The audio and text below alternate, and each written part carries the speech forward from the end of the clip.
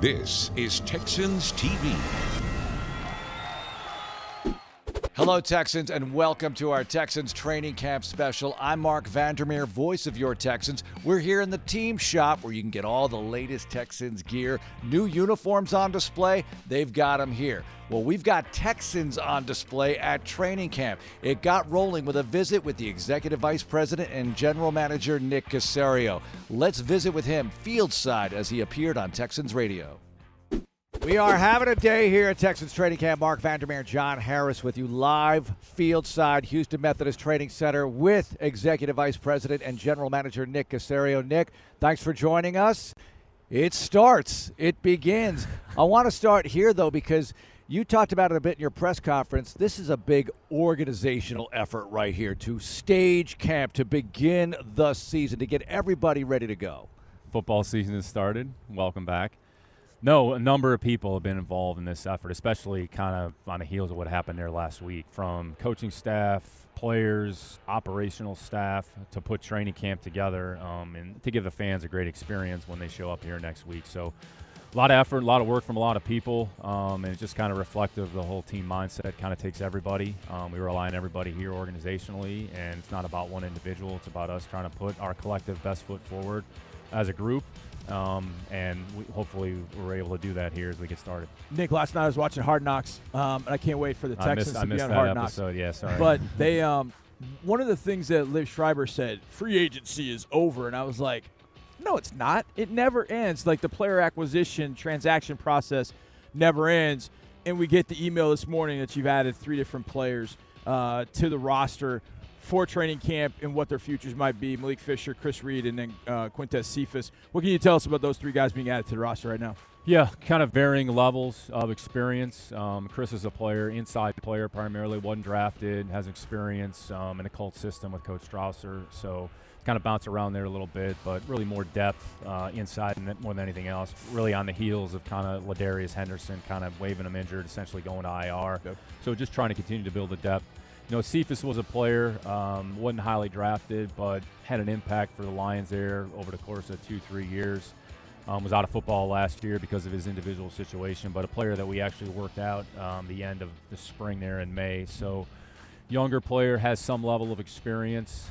We kind of shuffled the deck there a little bit at receiver. And then Fisher was a player who had the opportunity to play in the UFL, and I think that's one of the benefits of the spring league, where you get a player that has a chance maybe to get some reps that he otherwise would, kind of similar to Khalil Davis there last year. So I would say really more depth competition with those players. To your point, though, John, the roster building process is very fluid. It's ongoing, so it's not kind of finite, well, just in March that free agency is over.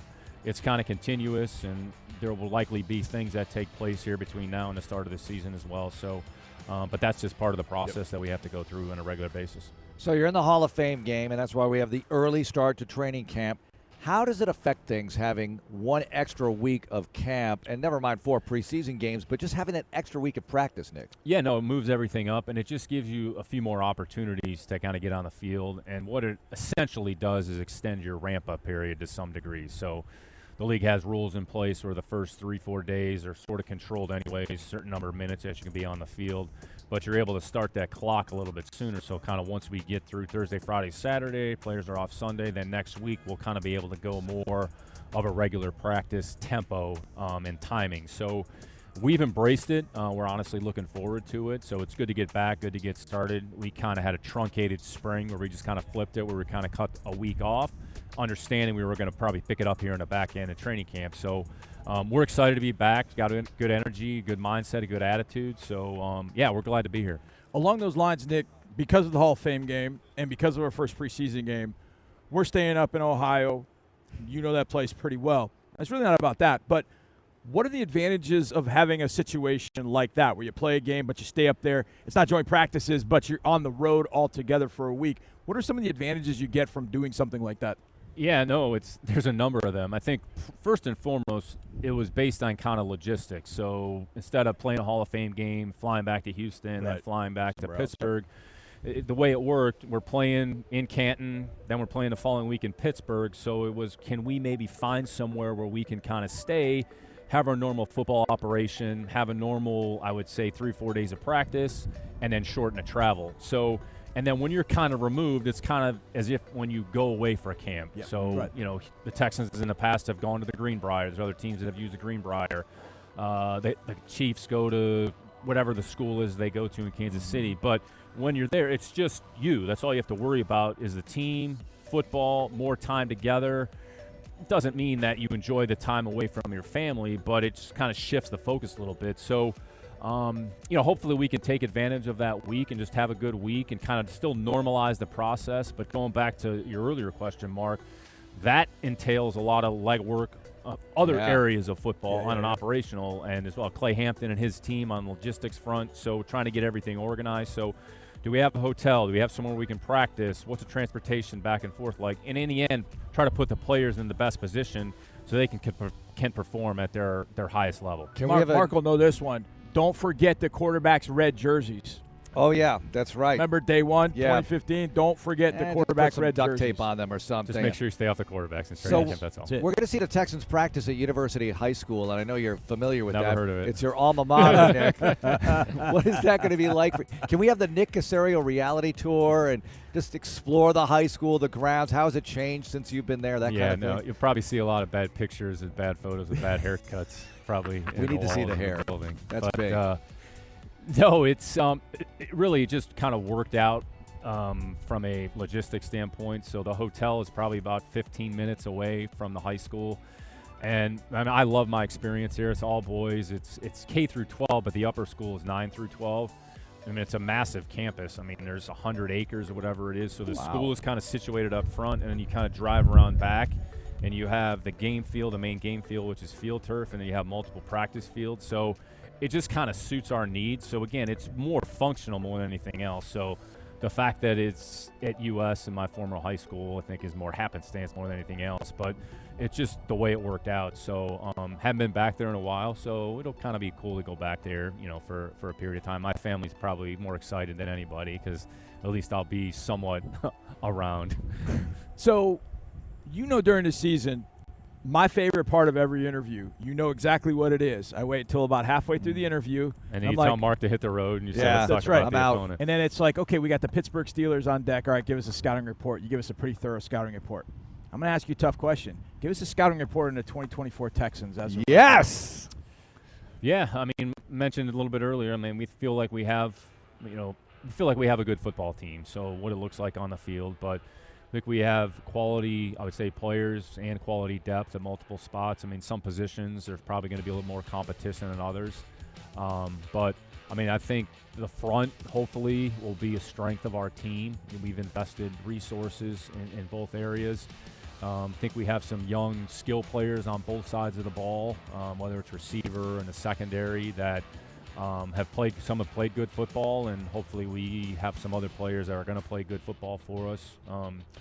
I think our specialists, probably a little bit underrated, but we feel we have three of the better specialists there in the league, which the kicking game is going to take on, I would say, it takes on significance every year in every game, but probably even more so this year. So, we're excited about the group that we assembled, understanding some things could probably change here between now and the start of the regular season. But, hopefully we're in a decent position, at least to give ourselves an opportunity to compete on a weekly basis. You talked about the D-line in your press conference a bit, and I find it really interesting because you look at adding Danielle Hunter. That's awesome.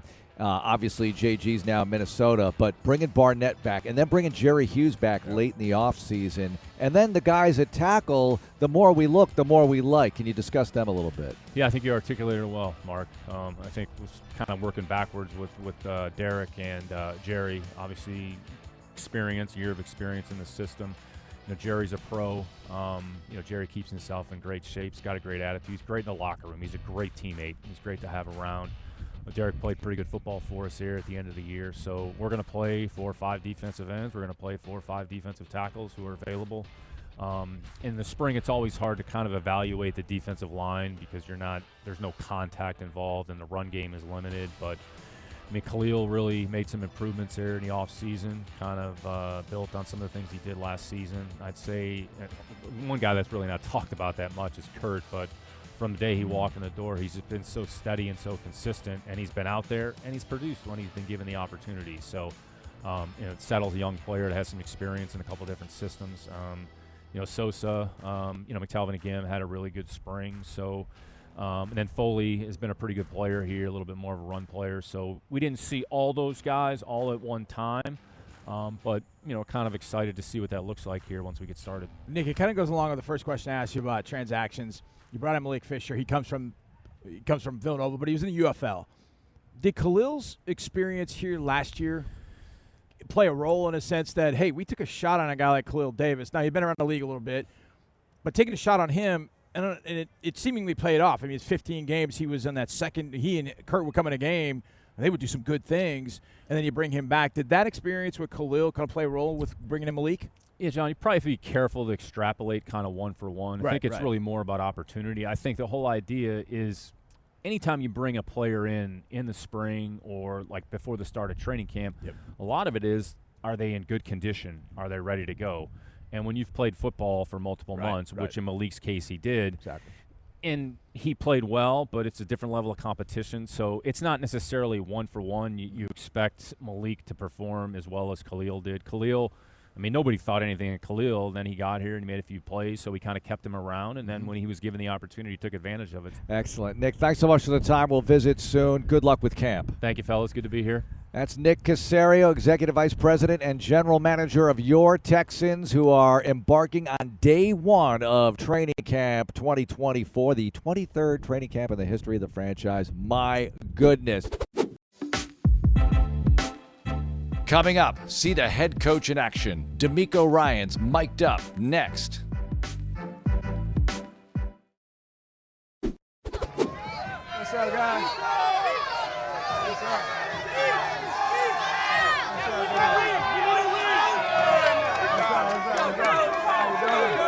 Thank you so much. You're welcome. Thank you, guys. Let's go. What's up, guys? What's up?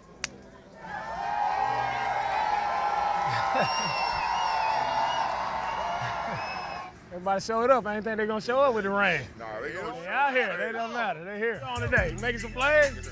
Let's go. Technique. See, when it's right, lock them up, baby. Let's go, baby. Yo. Let's go, Reek. Run the show. What's up, big dog? Good? Let's go to work, Jay. Blake, what we got today? Huh? Hey, keep stacking, baby. Keep stacking. Here we go. Tackling circuit, defense here. Tackling circuit here, defense. Tackling. Let's go, baby. Have a day, MJ. Let's go, Lonnie. B, let's go, baby. Be decisive, B. B, what's up, baby? Hey, showing out the word, trying to show up on tape, baby. Hey, you gonna do that? I'm not worried about that. Hey, Jacob, wider. If you play that so tight, then he gonna throw that one. Make sense? I'm trying to okie doke, so I gotta with my eyes back there. Yeah. Nico. Ball. Hey, we gonna cover it, find that ball. Hey, next group, roll it. First low inside. We go, special teams. Walk them out. Make sure everybody understands. We on the red zone. So what you think the offense trying to do? Difference is, but we always set the tempo. They got to match your energy, not the other way around. So. You know it. That's it right there. Yeah, we'll give them what they want down here. So touchdowns down here? Down here. Touchdowns, interceptions, all that good stuff. A lot of back and forth, man. Back and forth. Nice. Work, Jacob, work. Urgency to communicate, all right?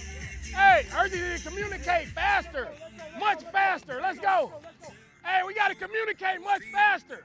Everybody. Safeties, communicate. Jog it on. Jog it off, jog it off, jog it off, all the way off. You're not on, jog it all the way off, jog it all the way off. Next week, next week, lights are on. It's gonna be here before you know it. Here we go, team. Here we go, red zone. Let's go, baby, let's go. Technique check. Here we go. Stop the ball. Hey, let's go. Stay up. Huddle. Way to finish, 14. Way to finish. That kid freaking compete every snap. Love it. Every snap. Love it. There you go, Mari. Let's go. Oh! Good job. Way to finish.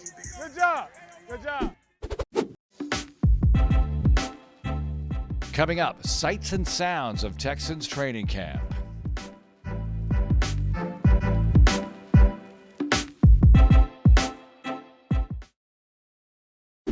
We all can't wait for the season to get started, but let's have a look at some of the Houston Texans in action at training camp as they get ready for the 2024 campaign. Sights and sounds from the Houston Methodist Training Center. Go, baby.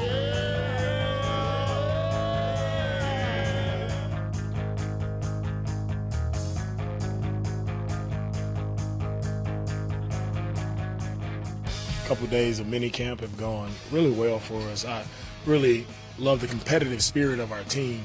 Both sides, offense making plays, defense making plays. You never want to see it all the way one-sided. Throughout our entire time here at OTAs, it's just a lot of back and forth, a lot of competitive plays happening. I'm very pleased with where we are going into our break for the summer.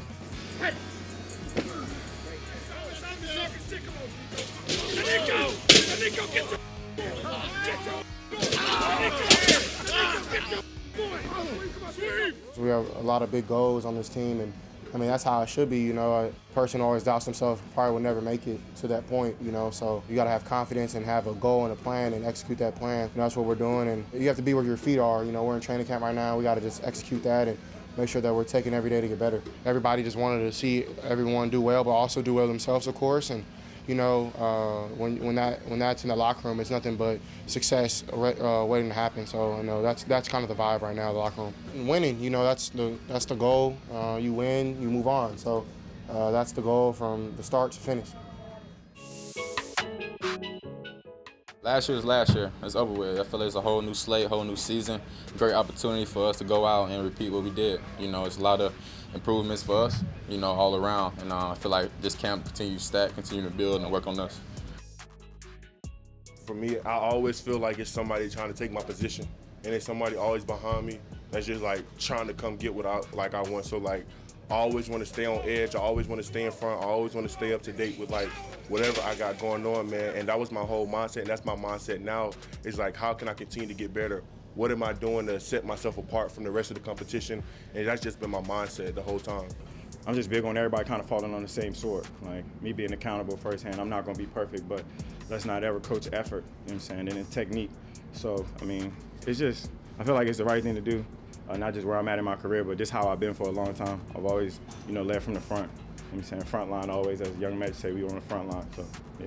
And 7 is special. I think everybody kind of knows that.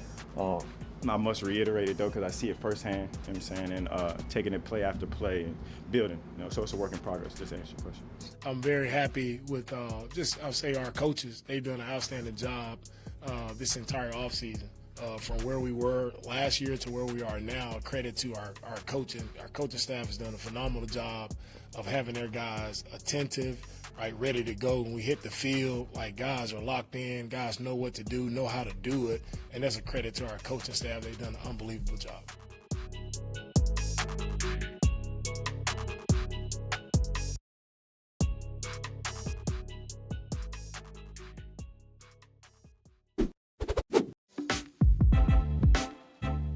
Before you know it, the regular season games will be here. Well, the players were getting all fired up as we go behind the scenes from Media Day.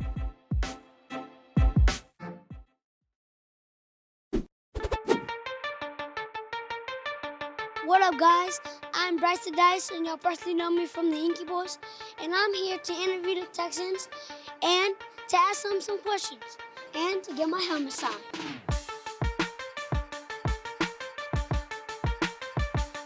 Hey, I'm going to just say this before we start. I'm a big fan of your stuff, bro. I've been watching you for a minute. Personally, who do you think is the best hype man on the team? Hype man on the team? Oh, I'll probably go CJ Stroud. How you been today? Been good, man. Better when I seen you. Who has the worst aux on the team? The worst music? The worst music on the team, that's tough. Tank Dell, since you want to talk crazy. Tank Dell right there. Yeah, I got the best aux. Yeah.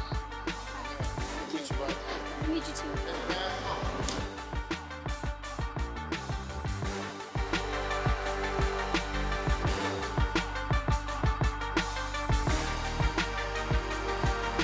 You're playing the Saints. How did you feel to hit the last touchdown of that game? Have you ever been in your house, right? You had the football in your hand. You specifically, you had the football in your hand. You did 5, 4, 3, 2, 1, and you jumped in the bed like you scored a touchdown. That's how it felt. Thank you. Thanks, bro.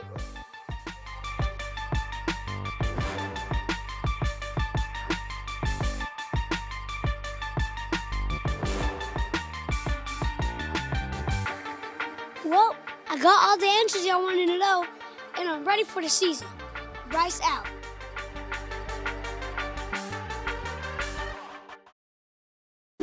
Well, we thank you for watching the Texans Training Camp Special. We're here in the Texans Team Shop where you can get all the latest gear and all the latest info on your Texans is on HoustonTexans.com. So many TV shows, radio shows, stuff on YouTube. Check it all out. Let's have a great season. Go Texans.